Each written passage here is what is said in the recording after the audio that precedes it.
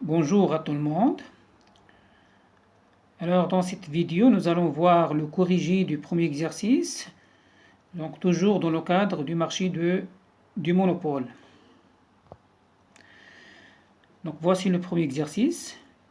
Un monopole se caractérise par les données commerciales et financières suivantes. Donc nous avons la fonction de demande, x égale moins 1 sur 2 p plus 30. Nous avons le coût total égale 1 sur 4 x au carré plus 15x. Alors la première question, déterminer l'équilibre du monopole. Deuxième question, calculer le markup pricing et le pouvoir du monopole. Question 3, calculer le surplus du consommateur, le surplus du producteur et le surplus social, le bien-être ou le welfare socio-économique. Alors on passe directement à la première question, l'équilibre du monopole.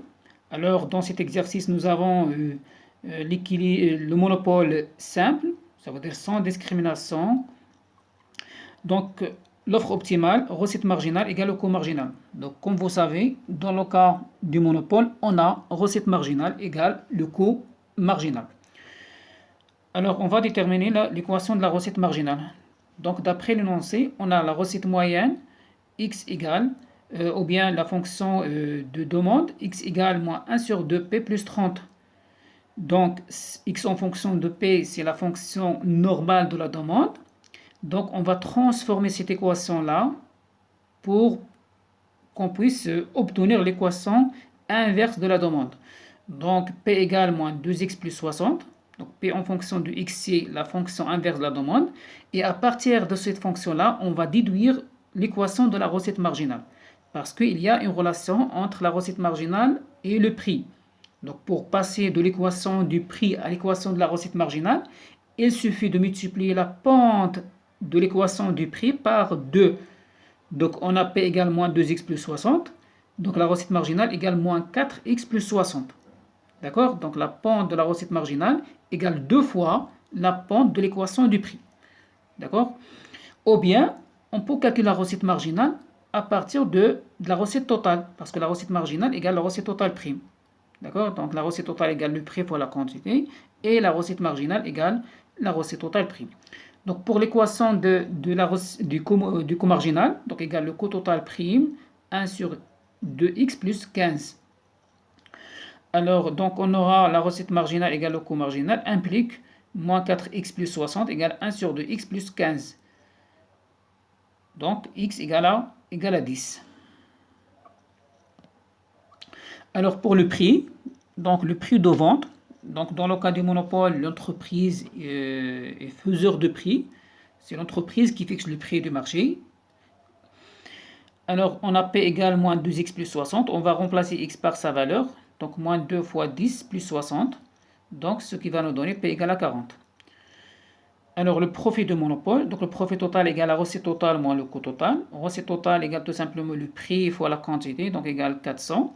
Le coût total, donc vous avez déjà l'équation du coût total, il suffit de remplacer x par sa valeur dans cette équation-là. Donc vous allez trouver profit total égale 225. Alors on passe à la deuxième question, le pouvoir du monopole et le markup pricing, ou bien le taux de majoration. Alors le pouvoir du monopole donc, sera calculé à partir de l'indice de Lerner, donc L égale P moins le coût marginal sur P, ou bien 1 sur la valeur absolue de l'élasticité. Donc on a le prix. Pour le coût marginal, donc coût marginal égale le coût total prime. Et on remplace la quantité par sa valeur. Donc ça va nous donner L égale 40 moins 20 divisé par 40 égale 50%. Ou bien on utilise l'élasticité. Donc l'élasticité égale 1 sur P' fois le prix sur X. Donc égale moins 2. Donc L égale 1 sur la valeur absolue de l'élasticité égale 50%. Donc ça signifie quoi? Ça signifie que l'entreprise a le pouvoir de fixer un prix qui dépasse le coût marginal de 50%. Alors en ce qui concerne le taux de majoration ou bien le markup pricing, donc égale tout simplement 1 sur 1 moins 1 sur la valeur absolue de l'élasticité. Donc j'ai oublié de mettre la valeur absolue, mais l'élasticité est en valeur absolue. Donc égale 1 sur 1 moins 1 sur 2 égale à 2. Ça veut dire quoi? Donc, le prix de l'unité est le double de son coût.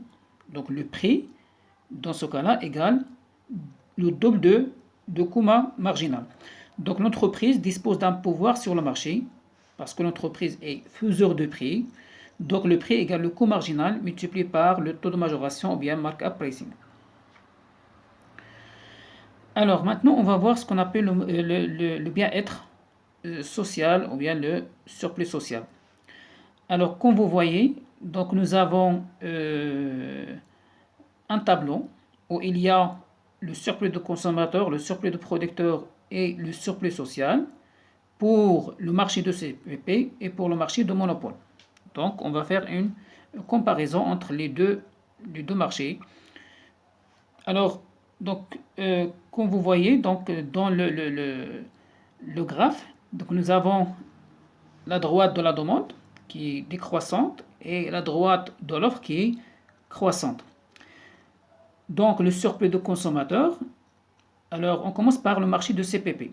Donc, le surplus de consommateurs dans le cas du marché de CPP est la surface entre le prix d'équilibre, donc PC, le prix concurrentiel, et la courbe de demande.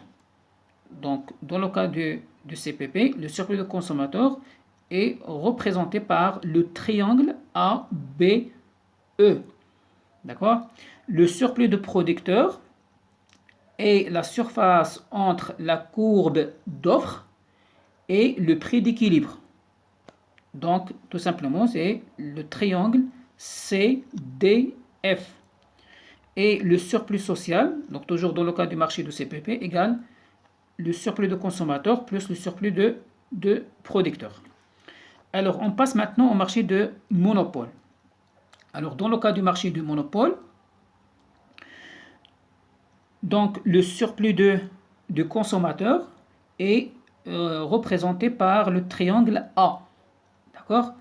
Donc, comme vous savez, dans le cas du monopole, on a le prix supérieur au coût marginal, ou bien supérieur au prix d'équilibre. Donc, on a PM, le prix du monopole, supérieur au PC, ça veut dire le prix concurrentiel. Donc, cette augmentation du prix donc, va bien évidemment impacter le surplus de consommateurs. Donc, le consommateur va perdre la zone B et la zone E. D'accord? Donc, il reste juste là la zone A ou bien le triangle A. Donc, le marché du monopole, le surplus de consommateurs dans le cas du marché du monopole est représenté par le triangle A. Alors, le surplus de producteurs dans le cas du marché de monopole, donc, est représenté par le trapèze BCD. D'accord? Donc, le surplus de producteurs dans le cas du marché du monopole est le trapèze BCD. Ou bien, tout simplement, le surplus de producteurs dans ce cas-là égale le profit du producteur. Et le surplus social, ou bien le bien-être, égale la somme du surplus de consommateurs plus le surplus de producteurs.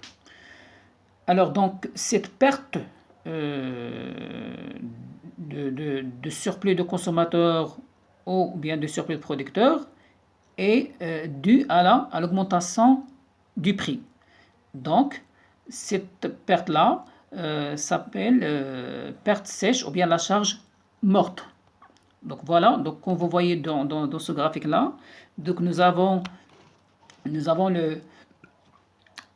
le surplus de consommateurs en monopole qui est en vert et le surplus de producteurs qui est en bleu, et nous avons la perte sèche ou bien la charge morte. Donc la perte sèche, tout simplement, c'est une notion économique qui fait référence à une perte d'efficience économique. D'accord? Donc, on parle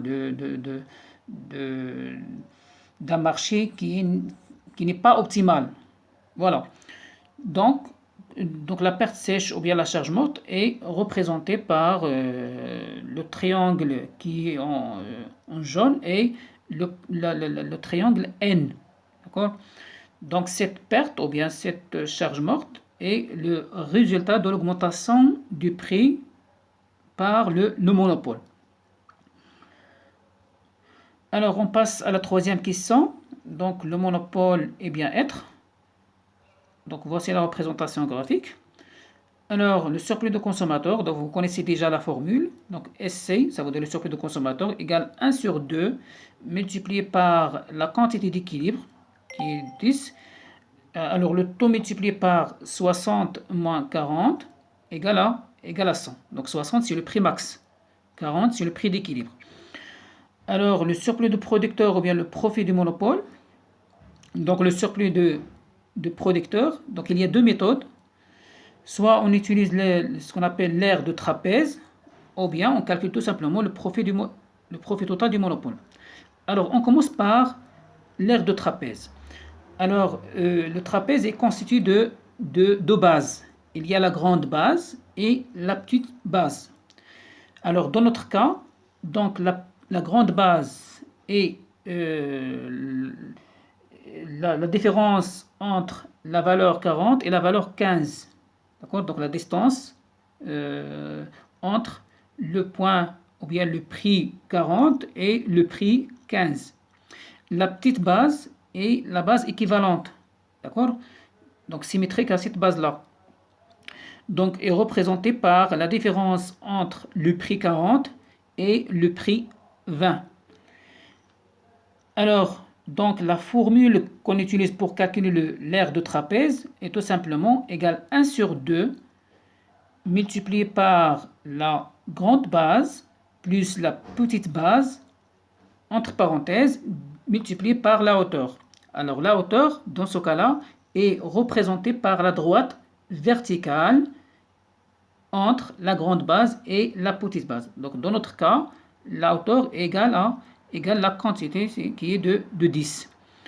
Donc le surplus de producteur égale 225. Alors si vous calculez le profit total, vous allez trouver aussi 225. Alors pour le surplus social ou bien le bien-être, social ou bien collectif, égale tout simplement le surplus de consommateur plus le surplus de producteur. Donc 100 plus 225 égale 325. Donc voici l'exercice 1. Donc on s'arrête là. C'est tout pour le premier exercice. Alors dans la prochaine vidéo, Inch'Allah, on va voir le corrigé de deuxième et de troisième exercice. Merci pour votre attention et bon courage.